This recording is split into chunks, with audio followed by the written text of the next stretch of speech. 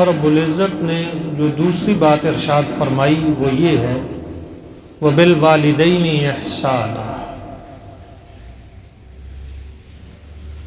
والدین کے ساتھ اچھا سلوک کرنا۔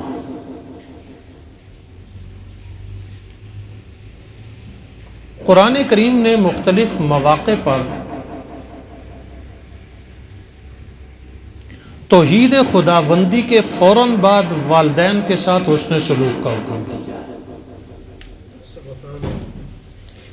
حالانکہ اور بہت سارے اہم فرائض ہیں، اعمال ہیں،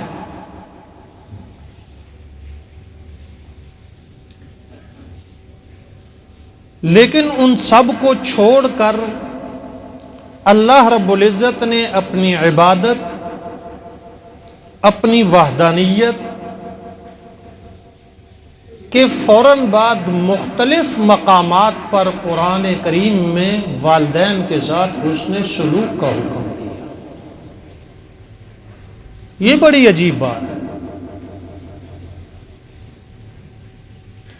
جیسا کہ یہاں سورہ انعام میں ایسا ہے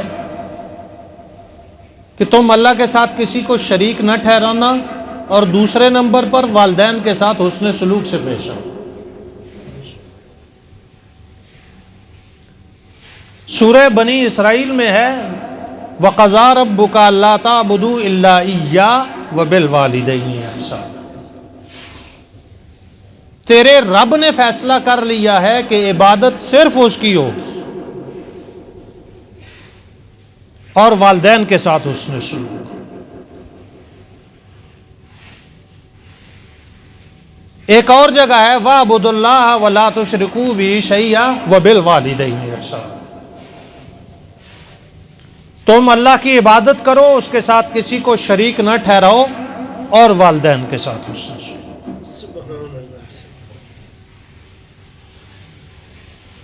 انسان کو حقیقت میں پیدا کرنے والی ذات اللہ کی ہے۔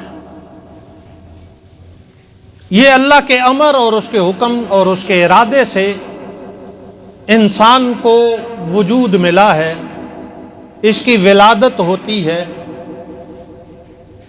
اس کا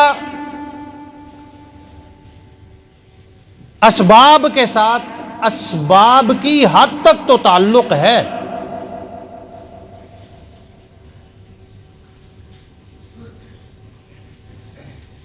لیکن کوئی بندہ یہ چاہے کہ میری اولاد ہو ہی علاج سے، معالجے سے، فلاں تدبیر اختیار کرنے سے، اور اللہ کی مرضی نہ ہو تو اس کی اولاد نہیں ہو سکتی۔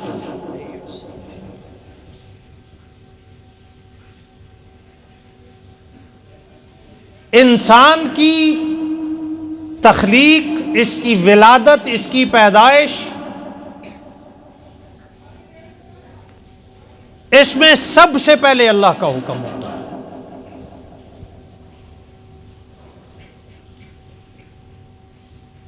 حقیقت میں اس انسان کو وجود اللہ نے بخشا ہے، اور دوسرے نمبر پر انسان کی ولادت کا ظاہری سبب والدین ہے۔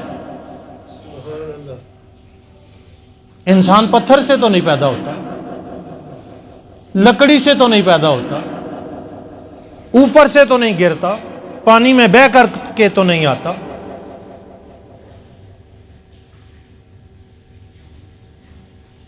انسان کی ولادت میں حقیقی حکم اللہ کا ہے، ظاہری سبب والدین ہے۔